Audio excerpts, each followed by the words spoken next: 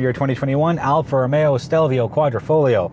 That's a lot of words, but there was a lot of power here.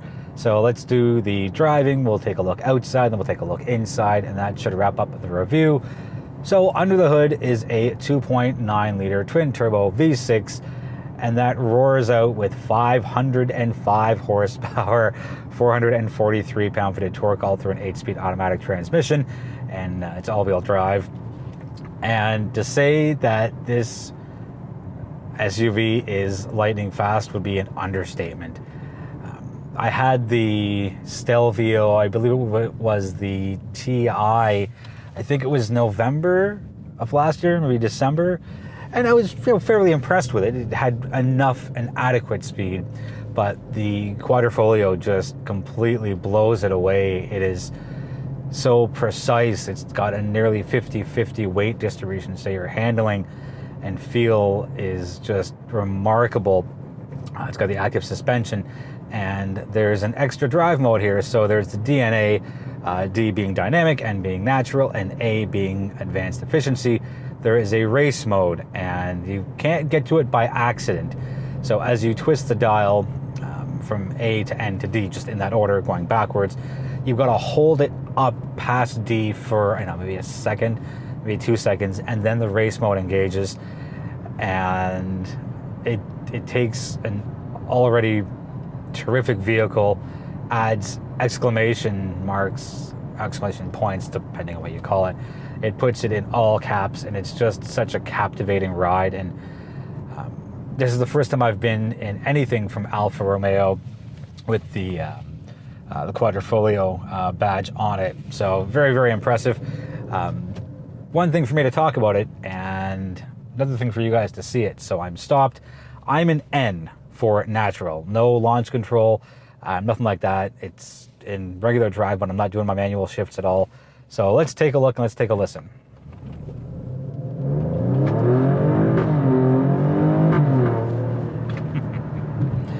Takes a little bit for the turbo to spool up and then just throw you forward. But it's very fast, and you can hear, I'm pretty sure you can hear the sounds through the microphone, and I guess I'll find out for sure once I start editing this, but I'm fairly certain that you could hear it. So we'll stop again, and this time I'm going to go from N, I'm going to go up to D for dynamic, and I'm going to hold it there for a second, and now the race mode is engaged. So we'll do the same thing, nothing moving in the window, so you can take a look, and here we go.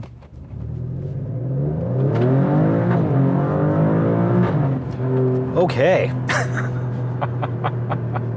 So again, it's a little bit of a hesitation before the turbo spools up, and again, I didn't use the paddle shifters, and it was just straight drive, 1 foot, no launch control, none of that. So it is very fast. As a daily driver, it fares very well. You keep it in either any one of the DNA drive modes, and it does well. You know, A will, which is their eco slash what's it called? Advanced efficiency, sorry.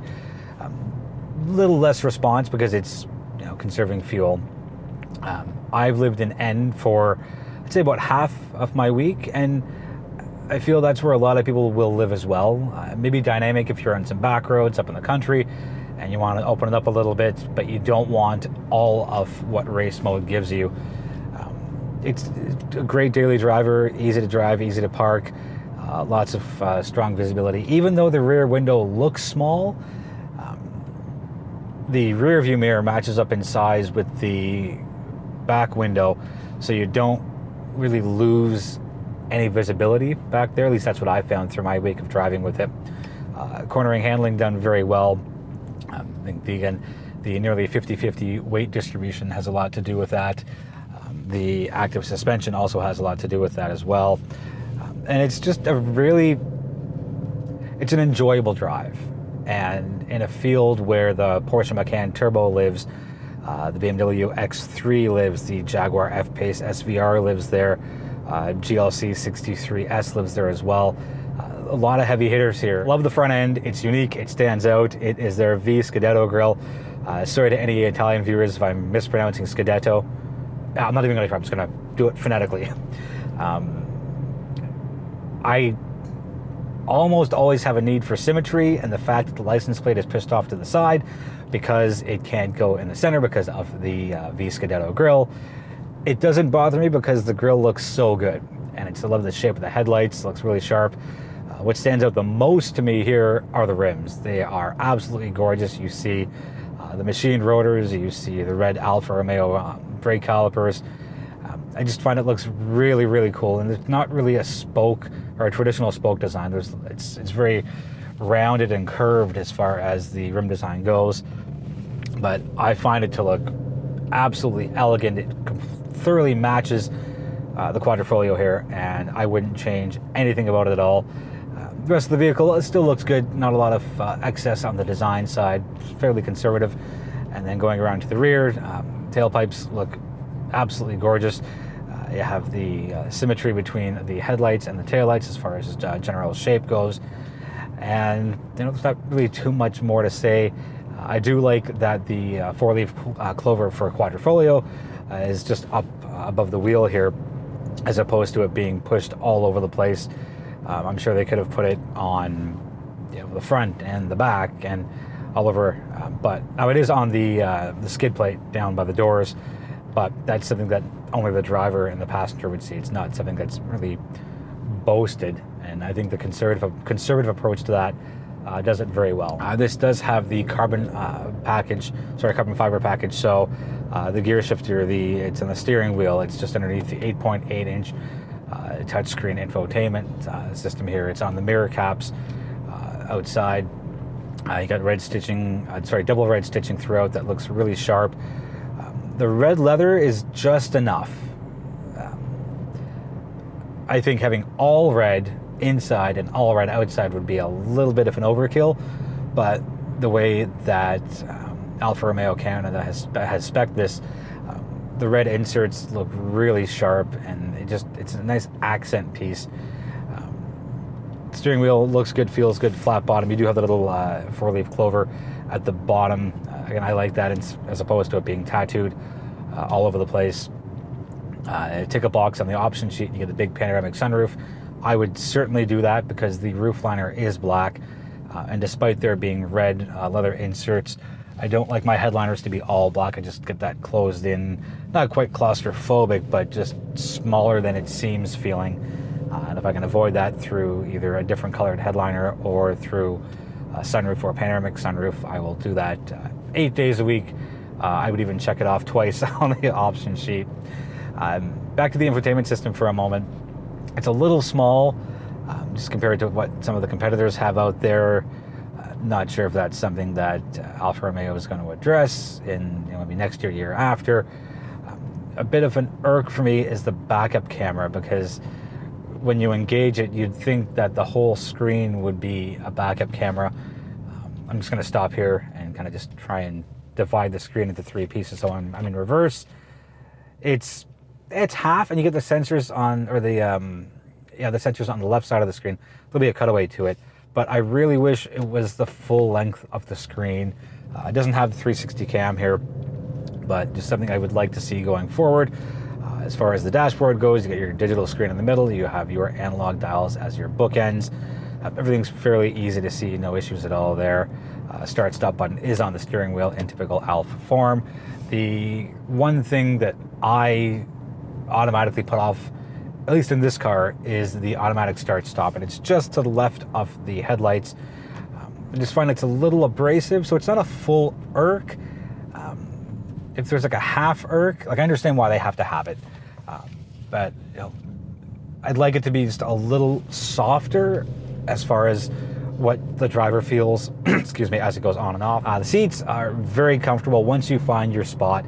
Side bolsters, for me, for my body size, my body shape, they fit me perfectly. I had to tweak the seating position a little bit, but aside from that, it was great. You do have the thigh extenders for those of us with longer legs. And overall, again, hardly any driver fatigue at all, even in rush hour traffic. On the Quadrifoglio, there is a wide suite of standard safety systems. I will put those on a list on the screen for you to take a look at right now. Some Quriks here. So to put your lane keep assist on, it's at the end of the turn signal stalk.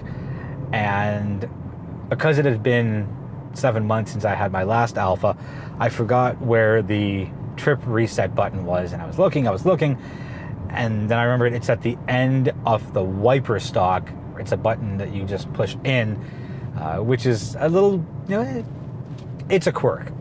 Not a perk, not an irk, but a definite quirk for me to have your trip reset button there. And looking at it, you can't really tell because these massive paddle shifters, which are mounted to the steering column, like they are huge claws, like you can't miss them. And like they're almost as big as my hand. And there's the hollowed out plus for upshift and the hollowed out minus for downshift. It's a very unique look. Quick touch on fuel economy and then we'll wrap it up. So in liters per 100 kilometers, as per Natural Resources Canada, we are at 13.9 on city streets, 10.3 on the highway, and our blended total comes out to 12.3. And yes, it will all depend on how you drive, who's in the vehicle, what's in the vehicle. Are you in race mode all the time? Are you gunning it? That figure will, all three figures should, in theory, go down if you live in the advanced efficiency drive mode. But everyone has a different style of driving, and everybody has a different way of driving, and sometimes you might want to balance between all four drive modes. Depends on what you like and what you're into. Going to wrap it up for the 2021 Alfa Romeo Stelvio Quadrifoglio. Really good looking SUV, terrific driving impressions, very quick, very brisk, very agile, especially for an SUV that's a little higher off the ground. Lots of power here, even in normal mode. There's a lot of power, or sorry, natural mode, there's a lot of power. Dynamic and race mode just amplifies that and gives you that much more. If you've got any questions on the 2021 Alfa Romeo Stelvio Quadrifoglio, let me know in the comments and I will do my best to get you answers as soon as possible. Thank you so much for watching. I really do appreciate the support, and feel free to subscribe if you haven't already. And feel free to tell somebody about the channel you think might be interested in what it is that I do. Until I see you again in the next review, be well, be healthy, be safe.